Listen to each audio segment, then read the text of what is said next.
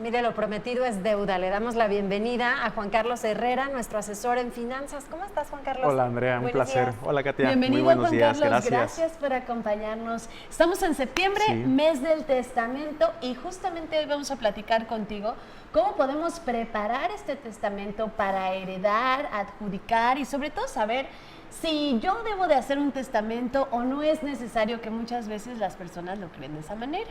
Correcto, como lo acabas de mencionar, justamente ahora en septiembre sabemos que es el mes del testamento. Y a partir del 2003, la Secretaría de Gobernación, en conjunto con el Colegio de Notarios, buscando realmente dar una mayor certeza jurídica para las personas que logran generar bienes y sobre todo también para no dejar problemas a la hora de partir, ¿no? Institucionalizan el hecho de poder tener un testamento con descuentos que pueden ir del 50% y donde incluso la asesoría jurídica no tiene costo. Entonces, en teoría, dependiendo de la notaría aquí en Guadalajara, pues un testamento puede ir desde los 6,000 pesos, 8,000 o 10,000 pesos, pero en este mes podemos hacer nuestro testamento a partir inclusive desde 2,300 pesos. Okay. Ahora, algo súper importante como tú lo mencionabas, o sea, nosotros estamos en la idea de que solamente aquellas personas que ya tienen amasadas fortunas, muchos bienes, son aquellos que tienen la necesidad de hacer o utilizar un testamento. Pero la realidad de las cosas es que a partir de los 16 años, cualquiera puede hacer un testamento y no tiene un límite de edad siempre y cuando el notario corrobore y dé fe de que esa persona está todavía en aptitudes, ¿no? Entonces es por lo que tengo y por lo que voy a llegar a tener a través de un testamento universal, por ejemplo, ¿no? Oye, Juan Carlos, eso me encanta que se aclare, porque sí, efectivamente, muchas veces decimos, yo no tengo una casa, yo no tengo más propiedades o no tengo una fortuna que heredar, ¿a quién le van a interesar mis cosas? Pero cuando una persona ya no está, es cuando de repente se llegan a dar problemas entre familia o algún vecino o algún amigo que están queriendo quedarse con lo que esa persona utilizaba y deja.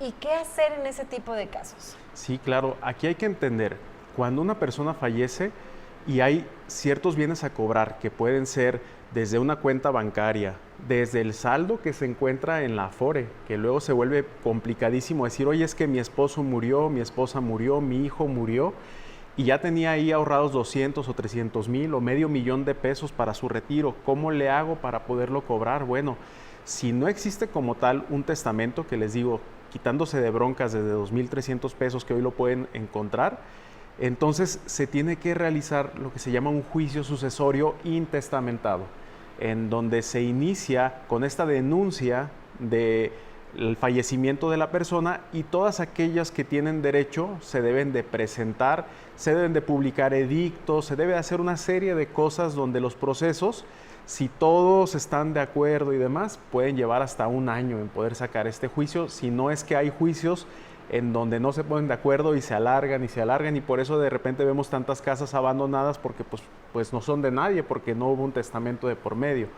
Cuando sí existe este testamento, entonces pasamos a un juicio sucesorio testamentario en donde pues prácticamente ya se dice quiénes son los que tienen ese derecho, ¿no? Entonces sí es una forma súper sencilla de simplificar. Ahora, la gente tiene que saber o entender que no nada más con el hecho de tener el testamento, muchas veces lo vemos en películas, en novelas y dicen, es que le dejó la herencia, ¿no? Y ya la adjudicó inmediatamente y se hizo millonario. Bueno, la realidad es que todo este proceso también genera un costo económico porque hay que pagar desde el tema de abogados para llevar este tipo de juicios y lo más importante es también a la hora de poder escriturar, pues vamos a también a tener que pagar los honorarios del notario. Okay. Y lo más caro, que es el impuesto sobre la adquisición de inmuebles, que es un impuesto que se te cobra que puede ir desde el 2% hasta el 4.5%, por ejemplo. ¿Qué sucede, Juan Carlos, si yo decido no hacerlo de manera jurídica, este testamento? Es decir, yo lo escribo en una hojita, se lo dejo a mi mamá, a mi papá, a mi hermano, y pues ahí quedó. ¿Esto es válido? ¿Funciona de alguna manera o no? No, porque en realidad el notario es aquella persona que se va a encargar de dar fe y legalidad, certeza jurídica del acto o la voluntad del difunto, de la persona que hace el testamento.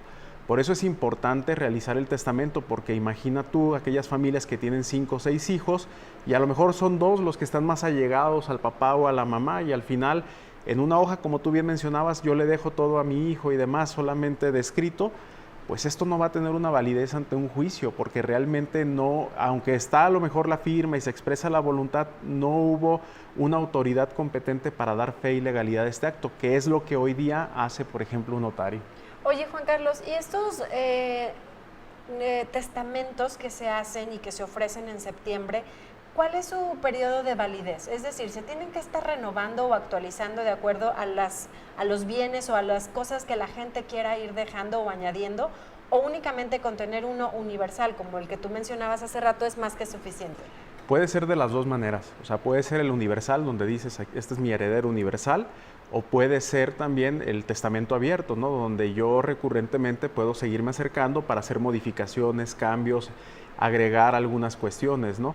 Que es importante mencionar, ¿no? No necesariamente la gente tiene que llevar todas las escrituras y facturas, ¿no? Muchas veces basta con, dependiendo del notario, basta con la manifestación, digo, en el entendido que un momento que se llegue el juicio, pues tendrán que acreditar esas propiedades y todo eso que se dijo en el testamento.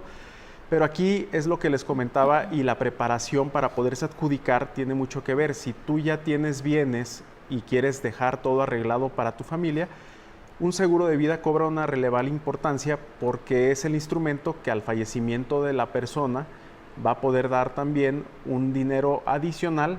¿Para qué? Para que la familia pueda realizar todo este tipo de trámites, porque si englobamos el impuesto, lo que cobra el honorario del notario, más los abogados y demás, de lo que se amase, pues estás hablando casi de un 10% que le tienes que poder invertir para poderte adjudicar de todo esto, ¿no? Entonces, si no estamos preparados también para esto, pues es ahí donde la gente dice, pues por más que esté esta propiedad y todo a mi nombre, por este testamento, yo para poderlo protocolizar, pues a lo mejor tengo que verme la necesidad de vender para poder tener recursos y poder hacer todo lo necesario, ¿no?